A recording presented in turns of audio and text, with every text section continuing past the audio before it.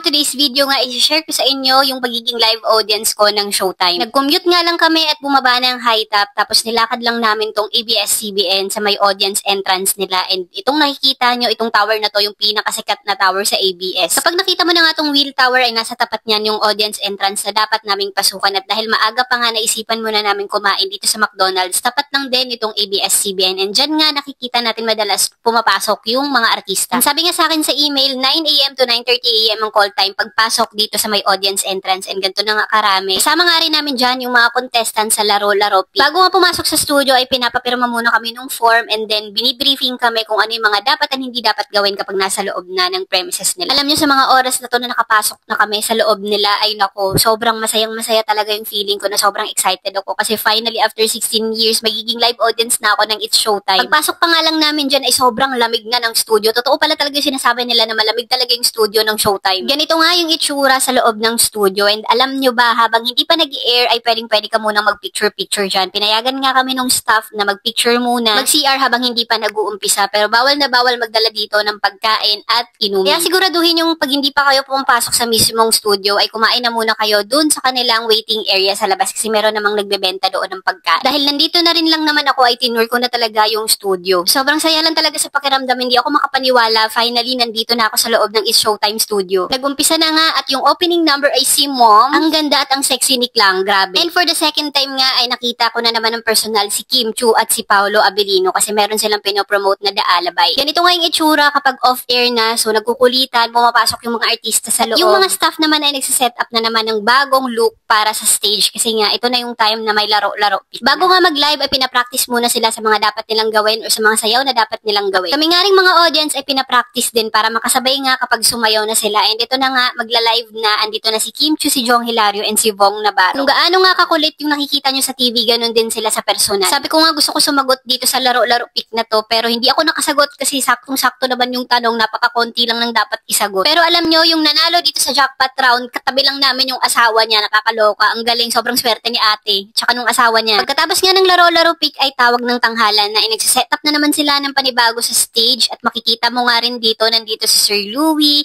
nakita rin namin sa personal si Eric Santos, and kasama nila dyan sa Horado ay si Darren. And kapag nga off-air, minsan nakikipagkulitan yung mga staff, so pinapakanta yung mga audience, and kasama nga dito sila si nakikipagbardagulan din. Hindi ko na nga na-videohan si Kay, pero alam nyo, siya yung pinakamaganda talaga dito. Totoo talaga na para siyang si Mama Mary. Sobrang bait nga and very approachable. Sayang wala si Vice and andito. Sana next time pagpunta ulit namin ay nandyan na at kompleto na sila. So ayun na, tapos na nga. Pauwi na kami, nakakapagod man pero sobrang saya namin. And nga pala, walking distance lang yung PBB house, kaya pinuntahan na rin namin. Ayun lang naman.